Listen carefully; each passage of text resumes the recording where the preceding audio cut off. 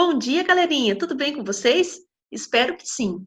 Depois de um aulão cheio de coisas importantes que nós aprendemos na semana passada, agora está na hora de nós fazermos a correção dos exercícios que foram feitos no simulado.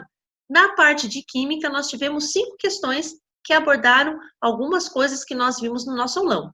Vamos ver como fazer a resolução de cada uma delas? Então, eu vou compartilhar a minha tela com vocês para que a gente possa fazer a resolução desses exercícios.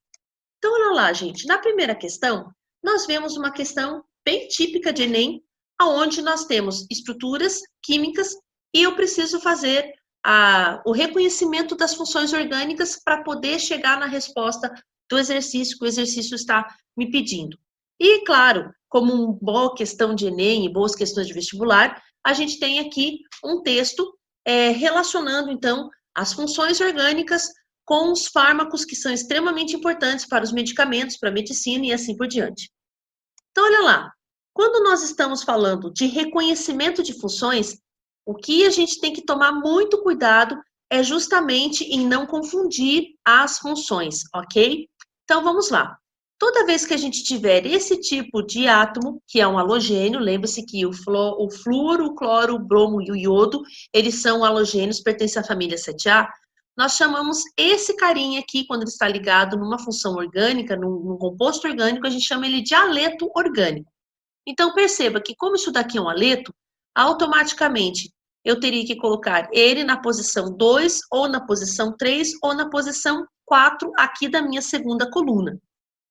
Por enquanto, eu ainda não consigo saber o que é. Vamos para o próximo. Lembrando que isso daqui nós vimos no aulão, que toda vez que a gente tem a presença do O juntamente com H, a gente tem a função chamada álcool. Então quer dizer que eu tenho a presença do aleto e do álcool, e você automaticamente já extermina essa segunda opção aqui, ó. Aleto ácido carboxílico não é ela. Eu ficaria com a terceira e a quarta opção. Então vamos continuar. Agora, perceba que essa funcionalidade aqui, onde aparece o nitrogênio, a gente também viu isso lá no aulão. O nitrogênio, quando ele está fazendo ligações simples, e aqui perto dele não tem nenhum carbono com oxigênio, principalmente fazendo dupla O, que é o caso desse daqui, ó, nós temos a função específica só do nitrogênio ali, que é a amina. Então, perceba que a hora que eu consigo reconhecer que essa função aqui é a amina, eu já consigo deduzir que essa função lateral aqui é a amida. E com isso, esse composto aqui, ele vai, então, ocupar a minha posição 1. Lá embaixo, a quarta posição, o composto 1, vai ali nessa última posição. E esse exercício acaba se tornando extremamente fácil, né? Por quê? Como a gente já sabe que tem 3 minutos para fazer cada uma das minhas questões no vestibular, no Enem, eu tenho que ser rápido, tenho que ser esperto. E se você está vendo que esse primeiro composto, você já conseguiu encaixar ele na última posição, você percebe que a alternativa B é a correta. Olha lá, porque ela é a única que tem a posição 1 lá na última linha.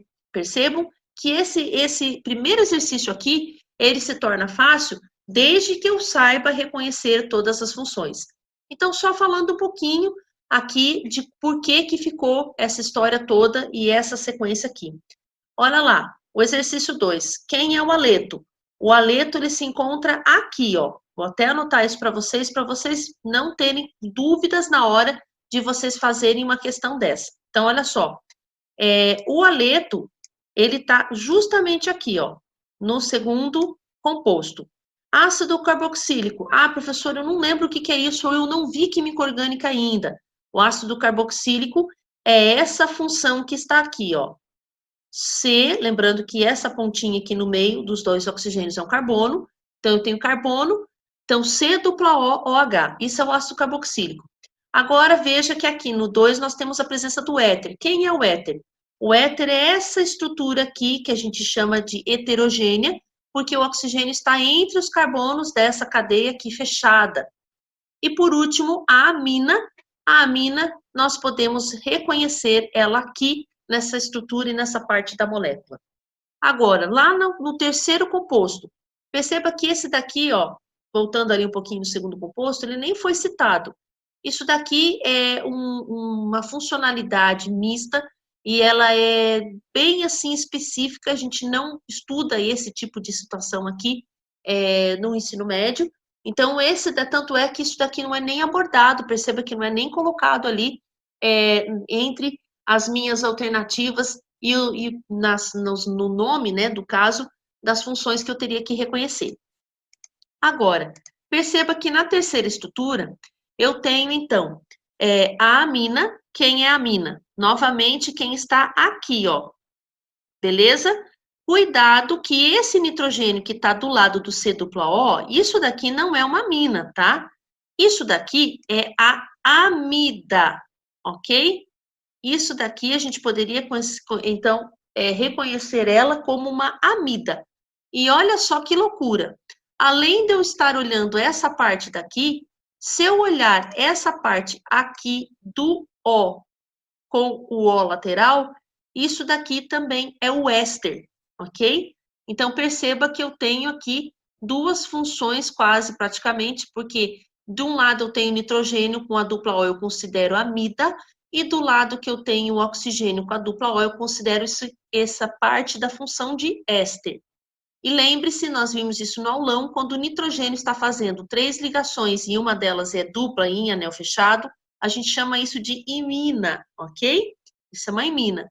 E se você, por curiosidade, quiser saber, esse carinha aqui, a gente chama ele de tioéter, porque ele tem um enxofre e nos compostos orgânicos o enxofre aparece com o prefixo tio. No último composto, nós vamos ver ali a presença do aleto, novamente. Então, olha só, aqui os cloros, a presença deles estão me dizendo que eu tenho a função aleto. Nós temos a amida, aqui você consegue visualizar geralmente a amida, e ela, ó, gente, uma dica bem assim, facilzinha para Enem, tá? Os caras adoram colocar compostos onde você tenha ácido carboxílico, éster, amida e amina, esses são, assim, os básicos que a gente sempre vê nas funções e nas estruturas orgânicas para você poder reconhecer essas funções. Daí nós temos o álcool está aqui, ó, cada um dos OHs são justamente o álcool, a função álcool, e por último, o nitro composto é justamente o NO2, ó, perceba que eu tenho N e 2 vezes oxigênio aqui, então esse carinha aqui é o NO2. Então essas são as estruturas que nós reconhecemos aí nessa questão, e a alternativa correta, então, seria a letra B, beleza? Agora, quando nós formos para a segunda questão, você vai perceber que, novamente, eu tenho uma questão de reconhecimento de função. Mas aqui, ele não quer que eu fique reconhecendo as funções específicas de cada uma das minhas estruturas. Ele quer que eu veja qual é a função que as duas estruturas têm em comum. Então, eu preciso agora achar o que tem de igual, ok? Então, perceba o seguinte, nessa estrutura aqui, eu tenho ácido carboxílico e tenho,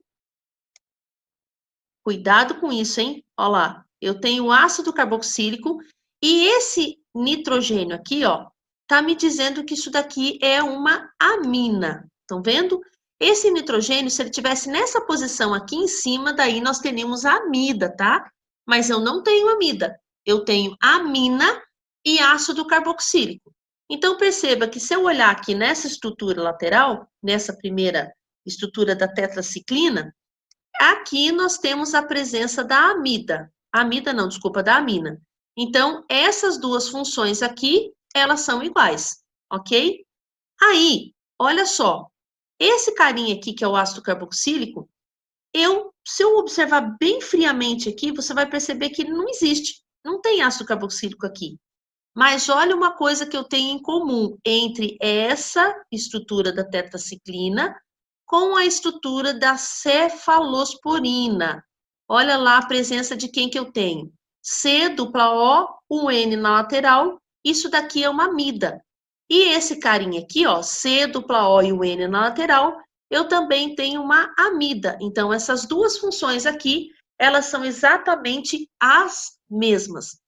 E perceba que como aqui eu só tenho par de funções, eu acabei de chegar na resposta, porque eu acabei de ver que eu tenho amina e acabei de ver que eu tenho amida, então a minha resposta correta só pode ser a resposta D. Olha lá, amina e amida, ok? Agora, a terceira questão, ela já me falava de uma coisa muito simples, aliás, é uma questão assim, que se você assistiu certinho a aula, percebeu de tudo que estava sendo falado, e você associou isso, você teria tirado de letra essa questão. Por quê? Ele está falando lá de derramamento de óleo no mar, que os produtos conhecidos como dispersantes são utilizados para reduzir a tensão superficial do petróleo derramado, permitindo que o vento e as ondas quebrem a mancha em gotículas microscópicas. Essas são dispersadas pela água do mar antes que a mancha de petróleo atinja a costa. Na tentativa de fazer uma reprodução de efeito desse produto em casa, um estudante prepara um recipiente contendo água e gotas de óleo de soja. E aí, olha só, ele quer fazer a historinha igual lá se faz quando tem um vazamento de petróleo no mar, como que se faz para, então, você retirar aquele petróleo todo. E para isso, então, esse estudante pega a água com óleo de soja e agora ele quer saber qual produto eu posso fazer para conseguir, então, reduzir a tensão superficial do óleo agora em cima da água e eu consiga automaticamente eliminar esse óleo da minha água. Eu consiga separar isso daí e consiga dar um jeito no óleo que está ali em cima da água. Para isso, ele tem disponível azeite, vinagre, detergente, água sanitária e sal de cozinha. Gente, azeite em cima de azeite, pelo amor, né? Não vai fazer nada. Agora, vinagre. Eita! Vinagre nada mais é do que ácido. Ai, que ácido, professora? Ácido acético. E para quem já viu química orgânica, o nome oficial dele é tal do ácido etanóico. Agora sim, gente, o ácido, ele é polar. Como que eu vou conseguir misturar ele com azeite e fazer diferença lá? Não tem como. Agora, o detergente, nós vimos no aulão que esse cara é muito especial. O detergente, ele faz aquele processo da formação da micela. Assim como nós também tínhamos a formação da micela lá no sabão, o detergente faz a mesma coisa. Então, o que, que o detergente vai fazer na situação aí primordial que eu preciso, então, pensar nesse cara aqui, ó. Como ele vai fazer a formação da micela, ele vai conseguir. Lembre-se que a micela é aquela estrutura que parece um novelinho de lã, e aí ele vai conseguir, com a parte externa, em contato com a água, ele consegue ficar dissolvido em água, mas a parte interna daquela estrutura, daquela esfera, podemos dizer assim, tem afinidade com o óleo, porque eu estou falando da parte apolar. Então, eu consigo fazer com que o óleo ele fique disperso dentro da água, mas essa situação aonde eu vou colocar o óleo e o detergente juntos faz com que o detergente englobe o óleo, então, dentro daquelas micelas, daquelas estruturas que são formadas, e assim eu consiga fazer o mesmo efeito do que se faz no caso quando nós temos vazamento de petróleo no mar. Então, a resposta aí, obviamente, muito simples, né? É a letra C, que é detergente. Tranquilo essa, né? Agora, quando a gente chega na questão 4, você talvez tenha tido uma certa dificuldade nessa questão. Por quê? Toda vez que a gente está falando de polaridade, a gente falou lá na questão do aulão, poxa vida, olha, nós temos lá o envelopamento que é feito com os lipídios, eu tenho que lembrar que lipídio é gordura, que todas as bases elas têm afinidade por gordura, mas por que que o álcool tem, então, essa afinidade? Por que que ele é considerado básico? Isso tem a ver também, gente, muito com a polaridade e com os polos que são formados na molécula. Então, nesse caso aqui, essa questão pede para eu ver, e olha que eu preciso ver respectivamente qual molécula é polar e qual molécula é apolar. E aí, presta atenção. Quando eu tenho a primeira opção, o O2 e o HBr, vejam que nós temos moléculas bem distintas, e aí eu quero que você preste atenção no seguinte. Toda vez que eu tiver molécula aonde ela é linear, que é o caso aqui, percebam que ela está em linha, e ela é formada por dois elementos iguais, essa molécula sempre vai ser apolar. Eu vou colocar só um A aqui para você lembrar que isso daqui é A de apolar. Agora, perceba que eu já vou descartar de cara essa minha alternativa, porque ele quer, respectivamente, polar e apolar. E aqui eu já começo falando de uma molécula que é apolar, ok? E nesse caso aqui, de curiosidade, o HBr, ele é uma molécula polar, mas por que que ela é uma molécula polar? Porque eu tenho o hidrogênio ligado com o bromo, eles têm uma diferença de eletronegatividade bem grande, e isso faz com que eu gere um polo positivo aqui no hidrogênio e no bromo um polo negativo, e essa molécula, então, é considerada polar. Então, a alternativa A, eu já descarto de cara, justamente porque eu não tenho como fazer, no caso aí, a resposta correta, porque ele quer, respectivamente, polar e apolar. Agora, quando eu vou para o segundo exemplo, para a segunda alternativa, eu estou falando do CO2 e do CS2. Gente, olha só, eu tenho duas moléculas que elas são praticamente as mesmas, só que em uma eu estou usando oxigênio e na outra eu estou usando enxofre. Perceba que são moléculas lineares. E aqui nós vamos lembrar daquela história dos vetores para a gente poder determinar se a molécula é polar ou não. Então, lembrando que quando os vetores se anulam, nós consideramos a molécula apolar. E quando os vetores não se anulam, a gente considera a molécula polar. Então, olha só, essas duas moléculas, elas têm praticamente a mesma polaridade. Como que eu determino isso? Muito simples. Eu vou ter uma seta, um vetor, que vai apontar do elemento menos eletronegativo, que nesse caso é o carbono, para o elemento mais eletronegativo. Então, eu tenho um vetor que vai apontar para cá e tenho outro vetor que vai apontar exatamente do lado oposto e com a mesma intensidade. Então, esses dois vetores, eles se anulam. Essa molécula aqui automaticamente é apolar. E como eu falei, essa molécula aqui na lateral, ela é exatamente, a polaridade dela é muito similar, eu tenho enxofre, ela também vai ser apolar. Automaticamente, gente, eu não tenho essa resposta como correta, porque ele quer a primeira molécula que seja polar, ok? E daí nós vamos, então, para a alternativa C. E a alternativa C eu coloquei aqui dessa forma para que vocês possam, então, enxergar a molécula da forma como que ela é. Aí, nesse caso, perceba que nós temos aqui a história dos meus vetores. Eu vou colocar os vetores aqui para você observar que tipo de polaridade que eu tenho aqui. Lembrando que o oxigênio é o átomo mais eletronegativo aqui, então eu vou ter uma setinha que vai fazer, vai apontar para o lado de cima, onde eu tenho C dupla O. Eu tenho outra flechinha aqui que vai apontar para esse O também, e automaticamente, como essas flechas, os elementos mais eletronegativos estão aqui, eu tenho uma terceira flecha bem aqui nessa região. Então, perceba que isso daqui eu não tenho como anular nunca, né, gente? Eu tenho o ângulo aqui entre esses vetores, e aqui eu não consigo fazer o vetor resultante ser igual a zero. Na verdade, eu vou ter até um outro vetor aqui, e eu não vou entrar no mérito aqui da questão, mas só você batendo o olho aqui, percebendo que esses vetores não se anulam, essa molécula, então, é considerada polar, ok? Opa, então pode ser que essa seja a resposta. Então, vamos observar se o CCl4 é ou não uma molécula apolar, que é o que o meu exercício me pede, ok? Então, olha só, gente. Esse carinha aqui, eu vou ter 4 cloros ligados, ele é um haleto orgânico, eu tenho 4 cloros ligados, e se você fizer o sistema dos vetores, que nem estava fazendo nessas outras estruturas ali, você vai perceber, então, que os vetores precisam apontar do centro para cada um dos cloros, ok? Então, olha só. Aqui eu vou ter uma flechinha apontando para cá, aí eu vou ter outra flechinha apontando para cá, eu vou ter outra flechinha apontando aqui para baixo, e outra flechinha apontando para cá.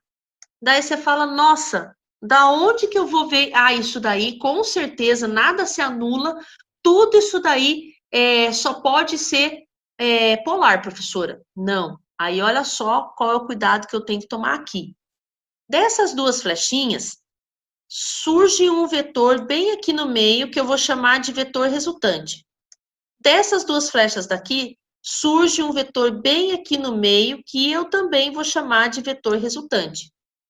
Essa flecha resultante daqui, esse vetor resultante daqui dessa parte de cima, com esse vetor resultante com essa parte de baixo, se anulam. Então, só porque os vetores resultantes se anulam, essa molécula é considerada apolar. Ah, então agora eu cheguei na resposta correta. Isso mesmo. Você vai perceber que a resposta correta aí é justamente a letra C. E aqui eu coloquei as outras estruturas só para vocês observarem.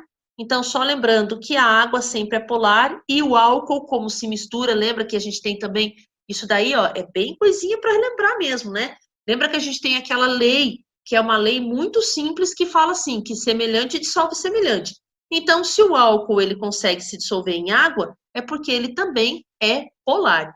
E no caso aqui dessa substância que é o C2H6, o C2H6 é esse carinha aqui, lembrando que as moléculas orgânicas, então, no geral, nós vamos ter elas geralmente sendo apolares, porque o carbono tem, assim, uma eletronegatividade bem baixa, e aqui só carbono e hidrogênio, a polaridade que nós observamos aqui é praticamente nula, então nós vamos ter esses compostos, a grande maioria deles apolares, a não ser quando a gente tem a presença, claro, de elementos eletronegativos. E isso daqui, ó, de curiosidade, lembre-se que todo sistema trigonal, isso daqui é um trigonal planar, ó, isso daqui forma um triângulo aqui no plano, todo esse tipo de estrutura, ela sempre vai ser considerada também apolar, ok? Então, aqui a nossa resposta certa é justamente a alternativa C. E para a gente finalizar a nossa correção, perceba o seguinte, que nesse exercício, aqui está falando de ligações, mas o que ligação tem a ver com polaridade? Gente, tem tudo a ver. Porque lembre-se que se eu tiver elementos eletronegativos com diferença de eletronegatividade, isso vai gerar os polos. Então, perceba que nessa questão é dado uma tabela periódica aí, na verdade, nós temos alguns elementos, mas o que você precisa já se ligar?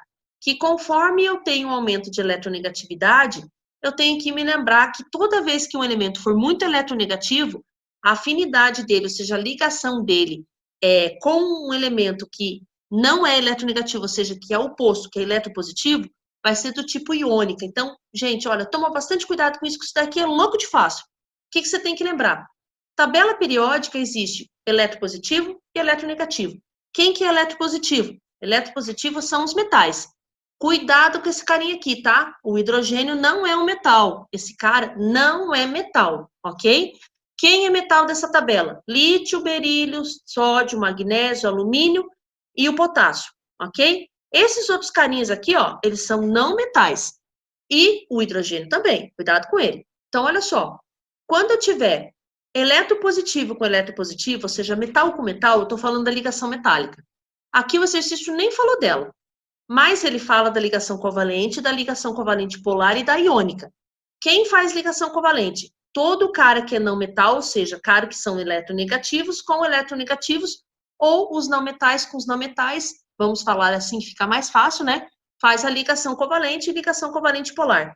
Qual a diferença da covalente para covalente polar? Na covalente, eu tenho dois elementos iguais, você não tem um mais eletronegativo que o outro, e, portanto, os elétrons da ligação permanecem para ambos os átomos. Na covalente polar, eu vou ter um elemento mais eletronegativo que o outro, que vai, no caso, influenciar a minha polaridade da ligação. E a iônica, ela é justamente entre o metal, que vai ter eletropositividade, ligado com um não metal, que vai ter eletronegatividade, ok? Então, olha só, depois que eu percebi isso daqui, vem as minhas afirmativas. A diferença de eletronegatividade entre o O e o Na, com certeza, né, gente? Então, lembre-se que o O e o Na eles estão de lados opostos da tabela periódica. O Na está lá do lado esquerdo, o O está lá do lado direito, ou seja, o O está do lado dos eletronegativos e o Na do lado dos eletropositivos. É tão grande que os dois elétrons da ligação são possuídos unicamente pelo átomo de oxigênio, e a ligação, nesse caso, é iônica, resultando da força de atração entre os dois íons de carga oposta.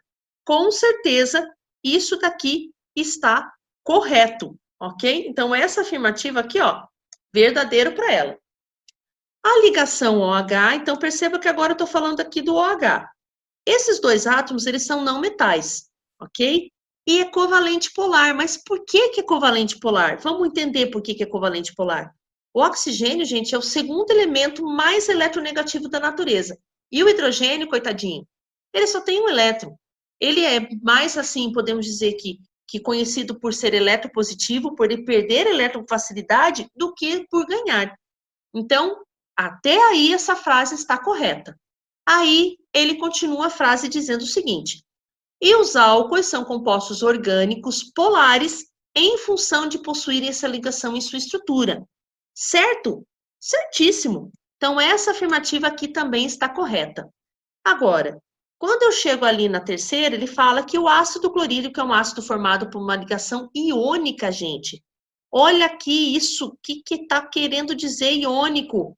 Ah, professora, se o hidrogênio fosse um metal, ele seria iônico. Ah, é verdade. Se o hidrogênio fosse um metal, com o cloro ele seria uma ligação iônica.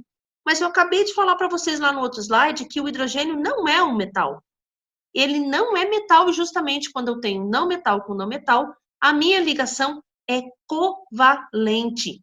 Então, essa minha afirmativa está erradíssima, ok? Agora, na quarta afirmativa, está me dizendo o seguinte: as ligações feitas entre o hidrogênio e o carbono são covalentes e não há polaridade nesse caso. Gente, certo ou errado? O que vocês acham? Certo. Mas por quê? A minha eletronegatividade do carbono é tão baixinha que ele, frente ao hidrogênio, é como se não fosse nada. Então, essa quarta afirmativa também está correta. E aí eu chego na resposta B. 1, 2 e 4 são as alternativas corretas que nós vemos e observamos nessa estrutura aí. Então, galera, vejam que não é difícil. Você precisa ter, claro, uma base muito boa, lembrar bastante, assim, desses detalhezinhos. Por isso que eu costumo falar assim, olha, primeiro ano, faça das tripas coração para fazer bem feito. Porque tudo que você aprende no primeiro ano, no segundo ano, no terceiro ano, você vai, de química, você vai levar para o resto do teu estudo do ensino médio, e não sei se para o resto da vida, né? Porque eu não sei qual área você vai seguir. Se for na área que exija conhecimentos de química, você vai usar para o resto da vida, sim. Mas, se você não vai, só vai usar lá para o teu vestibular, filho, faça bem feito. Por quê? Qual que é o problema de química? Química é uma disciplina que ela se torna mais difícil porque eu não consigo pegar a matéria lá do primeiro ano e jogar fora. Tudo que a gente vê no primeiro, no segundo, no terceiro, eu acabo usando globalmente isso daí para poder resolver questões de vestibular e questões de Enem. Mas eu espero que você tenha se dado super bem, mas super bem mesmo. E olha, não se preocupa não, porque com dedicação você vai longe. E não esquece que essa dedicação tem que sempre estar atrelada, ó, com Jesus, tá bom? Beijão para vocês, se cuidem e até a próxima.